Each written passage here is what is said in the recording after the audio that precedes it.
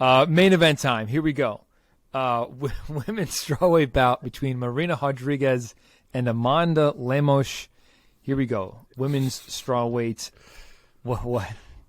Now that we're cheering for you, that was a lovely sentiment, a lovely fuck you to all those people. I wrote a comment that was pretty much exactly what you just said out loud. I don't know if you guys saw it. Oh, I did not. Yeah. Let's see.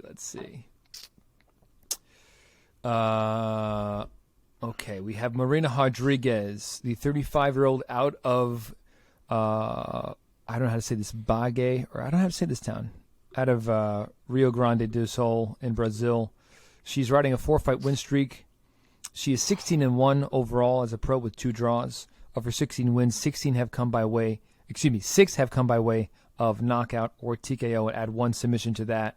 Most recently, she got the split decision victory over Xiaonan Yan. And then on the other side, we have Amanda Lemos, also out of Brazil, of course, also 35. She is 12-2 with 1 draw as a pro, 7 knockouts, 3 subs added to that. She's only been knocked out once. She's only been submitted once. Just hopping back over to the other side, Rodriguez has never been knocked out, has never been submitted. That's important to note.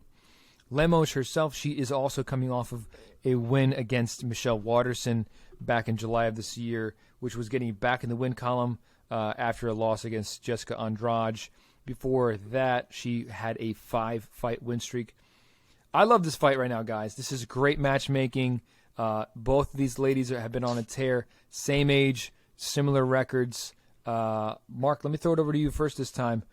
Give us your assessment of this matchup between Rodriguez and Lemos, and then your pick. Yeah, this is a quality match for sure. Marina is the favorite. She's minus 220. Amanda Lemos is plus 175. I do believe that Marina deserved a bigger fight than this. Unfortunately, the way it kind of shook out with who was available. Instead, she has to fight down against an absolute killer in Amanda Lemos. So it's definitely a big risk for Marina when she has kind of hit an elite point in this division. So props to her for taking it. And honestly, it's a really interesting fight because she's going to have to lean on her volume, as she always does, because any one shot from Lemos could be a game changer. Even if it's not a fight that necessarily drops her, just they're big shots in the judge's eyes. So Marina's going to have that volume going. Additionally, she is so good in close with her elbows and her knees and those type of weapons. But she's going to have to really walk a dangerous line with the range due to the power that's going to be coming back at her from Lemos. Does she really want to get in that tight to use those knees and elbows like she does? Plus, Amanda could absolutely look to grapple her, as that's been shown a few times as a weak spot for Marina. So does she want to get close enough for that to be an option for Lemos? So it's going to be interesting what range Marina tries to play this fight at. She may just try to stay out throughout and kind of pick apart Lemos and keep a pace and see if Lemos can get tired. And that's what Lemos is going to have to show, is that she can keep that pace for 25 minutes because she has not done that thus far. She has shown signs of tiring in third rounds of fights, let alone fourth and fifths, as we could see here. So that's what she's going to have to prove. But for me, there's no way I'm not picking Marina Rodriguez right now. I love the way she looks lately. I really believe in her whole game. Lemos is a killer. Like I said, I'm sure there'll be blitzes. I'm sure there'll be moments. But I trust Marina to survive them. She's hard to hurt. I trust her ability to mix it up, to strike responsibly, and to keep that pace. And I trust her cardio more as this thing gets into round 4 and 5. And if I'm being honest, I'm almost kind of locking up those 2 rounds in my head for Marina Rodriguez. Unless Lemos' cardio has changed drastically, I think the later rounds will be Marina's. And if that's the case, she really only would need one of the first 3 to get out of there with a W. So I will take Marina Rodriguez. I'll say a 48-47 UD. I could even see a finish late if Lemos is truly tiring and Marina is able to turn it up. But I'll stick with a UD win for Marina Rodriguez. Very nice. Omar, it's your turn. Yeah, so just so you know, Mike, it's Bagué.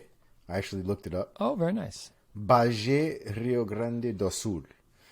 But I also am really into Rodriguez's game, her whole complete game. I think she's a very, very technical fighter. I think she's one of the more technical fighters in that division, especially at the elite level. And I think she uses her range and her movement, which she's going to have to rely on, not just the volume, like Mark said, but the movement as well.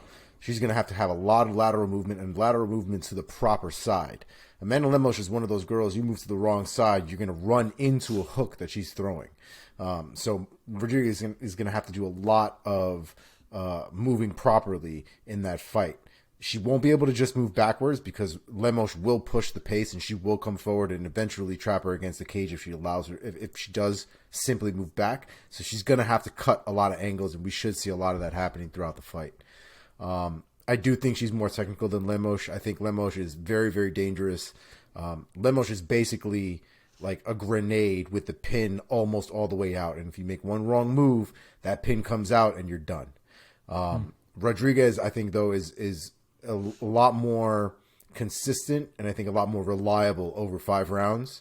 I also don't think that she puts herself in dangerous positions in most of her fights to be in a dangerous position against Amanda Lemos.